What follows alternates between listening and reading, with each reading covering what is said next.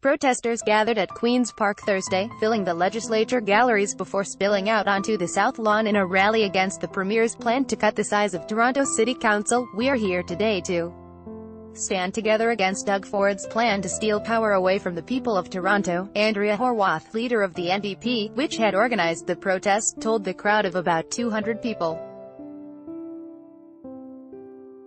NDP leader Andrea Horwath attends a rally organized by the NDP on the South Lawn at the Legislature building against the new government's Bill 5, which would slash the size of City Council. Rick Matinick, Toronto Star. One of the attendees, Mary Hines, was seated in the gallery during question period and was removed by security after yelling, "We deserve a better government, we deserve to be heard," while members of opposition parties applauded.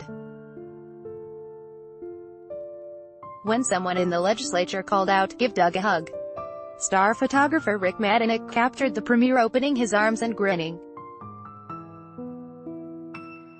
Speaking to the crowd outside the legislature just after noon, Horwath said, "Basic fundamental democracy is what this is all about." Article continued. Bella Horwath said constituents must have access to their representatives, who can fight for things like better public transportation, affordable housing and cycling infrastructure.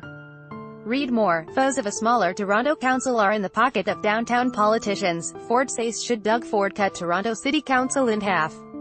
Yes. Should Doug Ford cut Toronto City Council in half?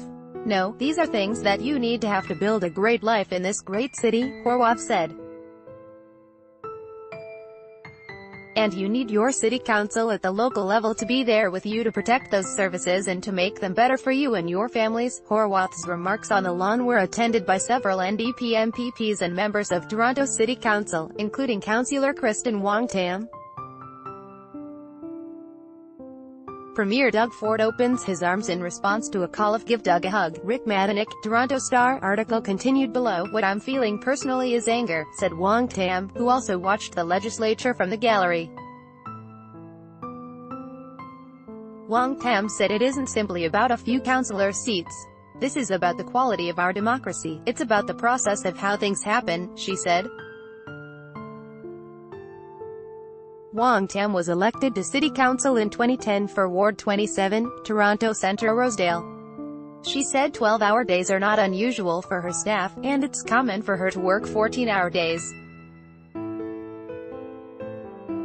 Miriam Palmer brought a sign that read, "Hands off our City Hall." Palmer said she came to the legislature to exercise her democratic rights and protest the autocratic bill to cut City Council.